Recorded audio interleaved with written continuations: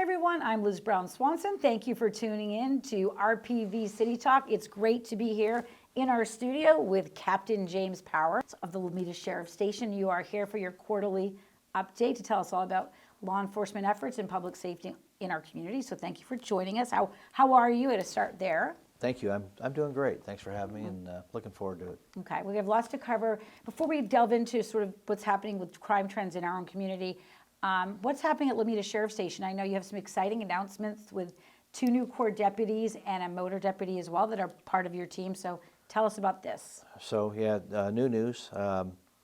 The core team, a couple of members of our core team retired, and they had been with us for gosh, between 25 and 30 years. One was 25 and I think one was over 30. And so we had to replace them. They've moved on to retirement and enjoying life. And so we have Deputy Ben Russell and Deputy Darlene Beltran Lopez that are our new core deputies. We introduced them last week at the original law meeting, and they've been out and about for probably a little over a month now, maybe a little bit more. And then we also have Deputy Ochoa, who is our newest motor deputy. And so last year, our motor deputy went out on an injury and retired behind that. So we suspended that item. And then I had to wait for him to formally retire before I could replace him. So we waited for that. And then February, we got the green light. And we put our selection through motor school, which he graduated through. And he's had to go through some training with another motor officer for a little bit. And he's out and about on the hill taking care of business. So residents should be aware, mind the speed limit, the stop signs when they see a red light. He got the green light, so. And I would hope that they were already aware of that. Yeah, no. But with 3 new deputies out there, they're all 3. They're very proactive. They're ambitious, and we'll see those citations going up. If you don't abide by the laws, then you may be meeting them in person. Mm-hmm. We have a lot to cover in this program. You meet quarterly with the Regional Law Committee on the Peninsula. I want to go over stats, but I also, being in law enforcement, I just want to thank you and your team for what you do. It's never easy, and especially now, the climate we're in, just in the last weeks, we're learning about active shooter situations. Thank goodness not in our own community, but we always have to be prepared. We've seen now you're afraid to go into your church, you're afraid to go to the grocery store because of these horrific situations. As the captain, how do you train your team, and how do you prepare our community for what could be a horrible active shooter situation? We just need to be ready. Well, thanks for that question. And you're right, it's very, very important. And it starts with community policing, it really does. A component of community policing is communicating with the public and vice versa. So we educate the public and they educate us. And that's the key component here. And by doing that and by discussing things and communicating with one another, hopefully we put that fear or that burden at ease a little bit. And when we look at crime prevention, we have crime stats, but yet those change, and we can go out and make arrests, and then people feel great. But if there's a fear or a perception of fear, it's very challenging and difficult to change that, to change one's perception of something. And with that being said, you're right. Some of it's too close to home. It's ongoing. It's important to see something, say something. That is a key component of that.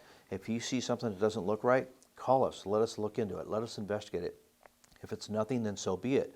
But if it's something, well, then that's a big deal, because that could prevent something from occurring that none of us want. And that's the importance and value of that see something, say something. It all kind of comes home here. We look at it from a perspective of, I don't want my car broken into, I don't want my home broken into, which is important. But when you get into active shooters and threats of violence and acts of violence, well, then it's stepping up that level of seriousness. And we want to just make sure that everybody understands, if you see something, please call us. And that's really, really the important part of it. And then the other thing is education. And one of the things that we do as law enforcement is we train for active shooter drills, or for active shooters. We do annual drills. We train more often than annually in briefings and in-house training. And the other thing that I've done throughout my career is I have educated members of the public on what they should do in regard to an active shooter. And our department has a very effective video. It's called Run, Hide, Fight. It's on the internet. It's on YouTube. You can search it, and it's a very, very informative and effective video that I would recommend. And it's exactly that. First, if you see something that's going on that's not safe, then get away. And that's the run aspect of it. If there's no time to run, then you hide. And then as the last resort, if you have to defend yourself, then so be it. And that's the run, hide, fight concept. Okay, well, we appreciate it. It's a very difficult conversation to have because we all think this won't happen to us, but you do need to be ready. I know myself, whether if I'm going into a movie theater now, I'm always just aware and looking around and thinking about where's an exit. I mean, it's unfortunate we have to live our lives this way, but it is the reality of the times. Right. And we appreciate you keeping us up to date, though, on these ideas. And to go on and check out that video, which is Run, Hide, Fight. Yes. Okay. Now we're going to focus on every quarter you get together with our local elected leaders, and it's part of the Peninsula Regional Contract Law Committee meeting where you go over what's happened with crime stats on the peninsula, specifically in RPV. What are you seeing, what's happening right now in the last quarter? Well, what I'm seeing is good. I've seen some drops in crime in certain areas, but I'm also seeing some increases as well. And so as what I said at Regional Law is for Rancho Palos Verdes per se, the residential burglaries are up a little bit. I don't think they're up as high as they were last year at this time, but they are up a little bit. It's concerning to me. That's the bad news. But the good news is we've made some arrests and we've solved some of those crimes. The other crime that I saw an increase in is aggravated assaults, which is kind of unusual, but it's fact. And it's something I've addressed in the past with my executives, and specifically to domestic violence. And I know during COVID we saw an increase of domestic violence when everybody was locked down. Not necessarily in Rancho Palos Verdes, it was a statewide thing, but I did see an increase. And my executives called me out on it. What do I think it's from? And I felt it was from being locked down, from being cooped up with one another. And when you're with people that you're not used to being with that much, sometimes there's a little bit of uncooperation, so to speak. And you have to adapt to that. What I'm seeing now, and as I look at it, my personal opinion is the economy. With everything that's going on right now, yeah, we're out of the lockdown, but we're still suffering as an economy. In society, our economy is hitting us a little bit. You got gas prices that are through the roof. Grocery prices are going up. Everything's going up, and so that can create some financial stress on families. And some are able to adapt to it, and some are not. And I think that in my line of work, when I've seen domestic violence situations throughout my career, a lot of it has to do with income or lack thereof. And so I think that might be it. It's something I'm paying attention to. We're focusing on that. I've briefed my staff on it to maybe take an extra few minutes on any type of a disturbance call or any other call that involves family members, just take a few extra minutes to try and put them at ease and give them some words of comfort. So when your deputies are now responding to more calls of domestic violence, not an easy situation to arrive at that home, how are they trained to handle this, but also to how to support the victims that are there, that are, what's set up for support for the victims? Well, it starts off with our initial contact, and we have to assess that situation, and we'll document and make arrests as needed. And some of them are challenging just because there's really no gray area. But after the fact, we give every victim a pamphlet. It's called a Vine form or a Vine pamphlet. It's a trifold pamphlet that has a list of resources for them. We can and will obtain an emergency protective order at a domestic violence call if necessary. And that's something we can get over the phone by calling the DA's office on an on-call 24-hour number. Those restraining orders they're only temporary. They're only good for a few days to give that person enough time to go to the local courthouse to pursue one in a more permanent manner. And then the other thing is there's battered women's shelters out there, or battered shelters for any victim, that if we feel the need to do that, we can make those arrangements as well. And then there's the Victims Assistance Program through the DA's office. And so there's a list and a variety of resources that are there, and all of those resources are listed on that pamphlet. Very difficult situation. You also, at your regional law meeting, discussed a concern you had over the increase you saw in this year of traffic fatalities involving pedestrians. One was in Rancho Palos Verdes, two in the Rolling Hills Estates, I believe. Yes. Can you tell us about what's going on there and what we can do to prevent a pedestrian fatality? Well, you know, it's people immediately want to refer to the unsafe driving of the driver, and in those three situations, that was not the case. I believe all three of them occurred outside of a crosswalk. One of them had some unique circumstances that may have contributed to that. We're not sure factually, and I don't know if we'll ever know. But there was one in Rolling Hills Estates of an elderly person. There was one in Rancho Palos Verdes of an elderly man. And both of those persons were not in a crosswalk, and both of the drivers were driving without any unusual or negligent conditions. And there was no sobriety issues as well in any of them. And so the only message I can come up with is if you're going to cross the street, please do it in a crosswalk. Please do it in compliance. You know, hit the button and wait for the light to change. Make sure it's safe before you cross.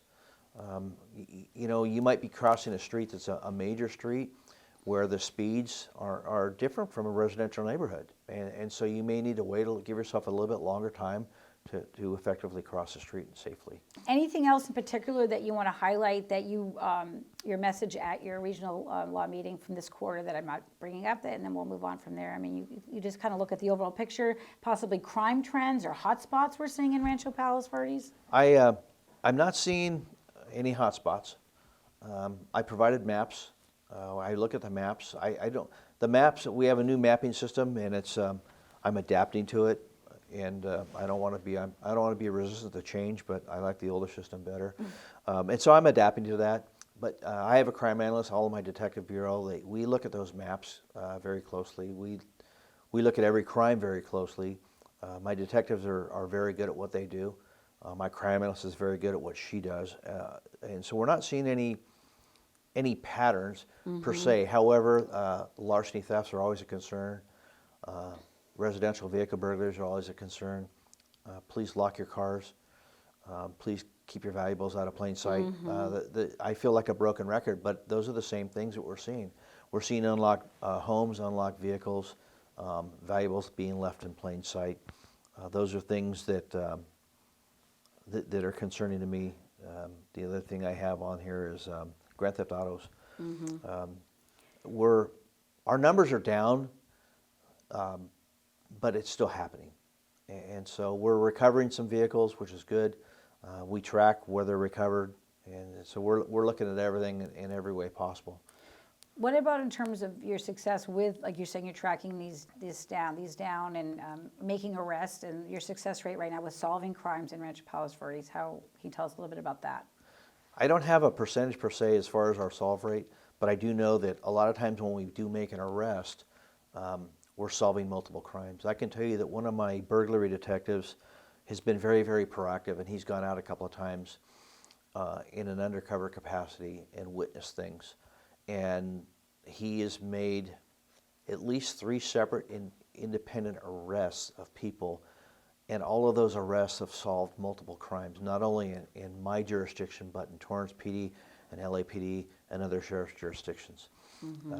And so again, see something, say something. He was very proactive in what he did, and he's very effective in what he did, and he should be commended for that. I mean, he did excellent work, and like I said, 3 separate incidents, and all 3 of those solved multiple crimes. That's fantastic. And so I know what they're doing. I watch what they're doing. I mean, I was an investigator throughout my career, so I understand what to look for, and I'm very passionate about that. We know that about you. When you keep bringing up, we see something, say something. We can't say that enough in our community. And each show that I have you on, I like you to give an example, if you can, of someone where it really was, where you had, somebody was able to call something in or really made a difference. I don't know if you wanted to share a story about the importance of how we as a community come together to solve crimes. Well, at the last interview we did, we talked about something that had just occurred, and that was from a witness who saw something and called us and said something and identified something. And so there's a new one that I was directly involved in just a few weeks ago. And it was late at night, close to 11 o'clock hour, and I was getting ready to go to bed, and I checked my email, as I do, and I saw that we were looking for a felony vehicle that was involved in an attempt murder in LAPD's jurisdictional boundaries.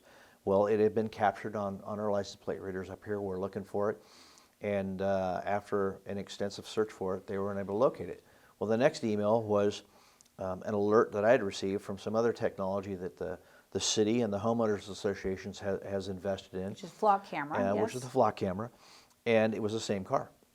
So I forwarded that information to the watch commander, and he sent the deputies to the location, and lo and behold, the car was there and the suspect was inside of it.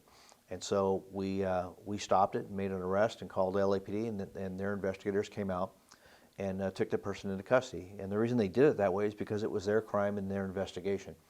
And what I later learned is that attempt murder, I'll back up. I did an interview for the sheriff at a press conference at the Hall of Justice just a few weeks ago. And what I learned after that interview was that that attempt murder turned into an actual homicide, and so that person didn't survive the incident. And like I said, it's an example that I happen to be directly involved in. Had I not communicated that to my watch commander, they would have got away, or they'd still be on the run now. And what's another message that's important is, our communities, in my opinion, are very, very safe. But there's crime that goes on in society, and we see that every day in the news. And there's nothing to prevent a bad guy or gal from coming into our community. Right. Technology, which is unreal with the ALPR camera setup. We talked about the flock camera. Video surveillance is so important as a tool for you to do your job. Absolutely. And I'm also seeing and reading a lot more of members of the community that do step up. Their Ring cameras, their doorbell cameras, whether it's whatever the type of surveillance system it is, but people are installing cameras on their homes, on their doorbells, perimeters, and those are so valuable because they're helping us solve crime.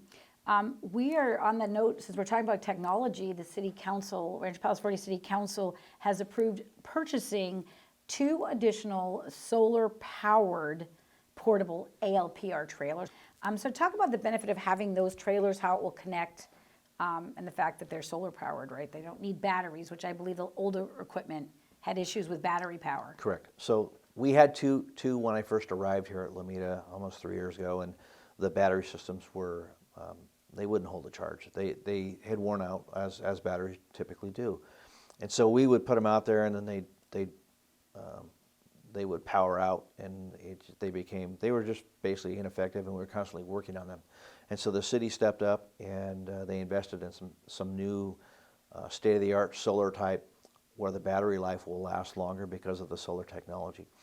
The beauty of those is they're mobile. You can move them around.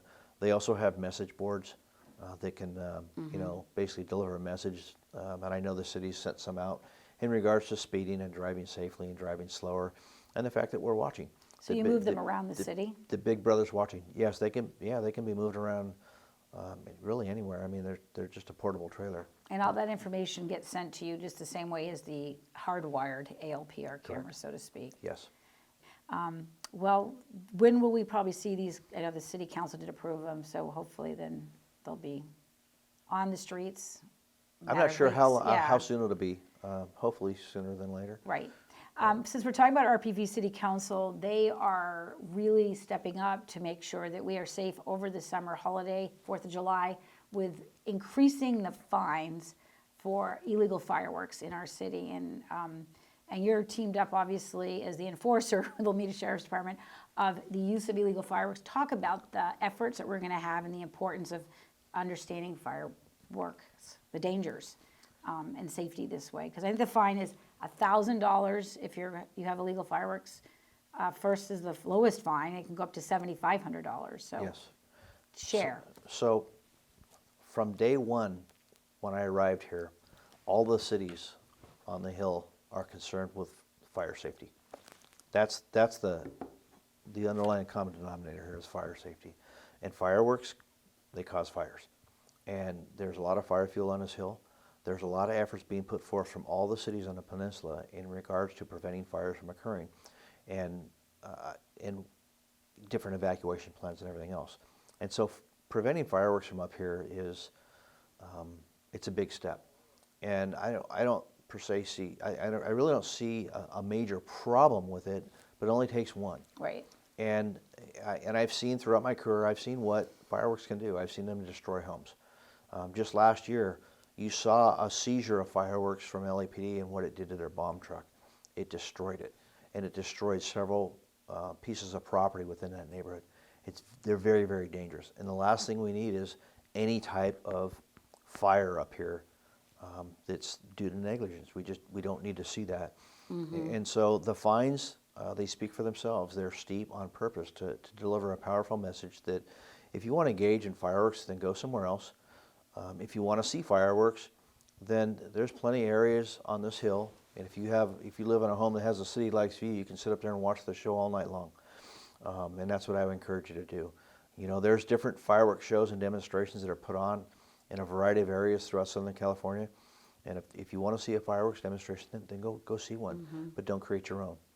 Right. Because we will be out and we will cite. And throughout my career, not in this jurisdiction, but in some older stations, I cited one person with a $1,000 fine 3 times one night. And he just didn't get the message. Well, And they're so- more serious than ever. We are in a high fire severity zone, very Yes. dangerous, and like you said, it just takes one. But again, it was like a $1,000 fine for the illegal fireworks for the first offense, and it's $5,000 for the second, and up to $7,500 for the third. So And understand that if you do ignite fireworks and it results in a major catastrophic event, you will be held accountable for all of that. And nobody wants that, and nobody needs we that. appreciate that your team will be enforcing this, so thank you. But we're talking about this now. Summertime is fastly approaching, just around the corner. I'm wondering for your law enforcement, what extra challenges that might put on you, how you prepare for the summer season to keep our community safe. It's always a challenge. You know, I brief my deputies on a regular basis. We're bringing more people out. We're trying to increase our staffing levels. During the warmer months, people are out and about a little bit more. The warmer temperatures I mean, it's going to attract people. That's all there is to it. The sceneries here are spectacular, and so people want to come. And then they'll come out here, and it might be cooler because of the sea breeze here to come and watch the sunset here than to watch it in some other area. Right. I brief my staff, and as far as the community is concerned, again, be vigilant. Keep your eyes and ears open.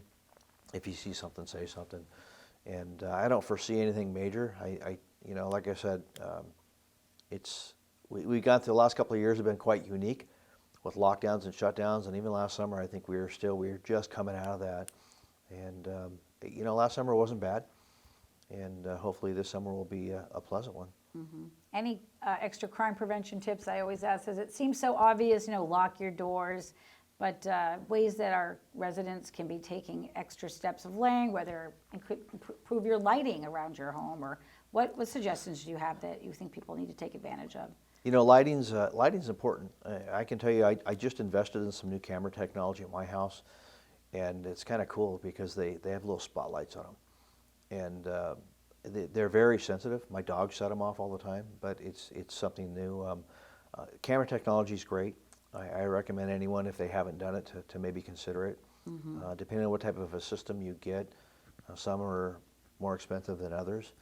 Communicate with your neighbors. If you're going to be out of town, let your neighbors know. That's a big one. I see more stuff, crimes that I see now where they're not home. And I was just reviewing one just this morning where they had a camera, and they saw it on their camera, and they actually activated an alarm from their cell phone to the camera, and it actually scared them off. Okay. There was an attempt to break in, which is not good, but it's just the proactive efforts from that homeowner. It deterred them away, which is a good thing. And so by doing that, I recommend that, and also communicate with your neighbors. A service I think it's important for residents to know about in terms of crime prevention is your Volunteers on Patrol program, and just vacation checks. You offer that, right? When Yes. people are going to be away. Talk about that. Yeah, so there's a couple ways of doing it. People communicate with our station electronically through our website, and they can also call.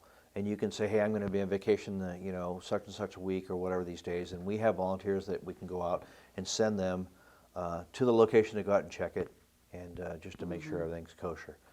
So it's an added effort to be proactive and to prevent any type of crime from occurring. Are you looking for volunteers at Lomita Sheriff Station right now? Always.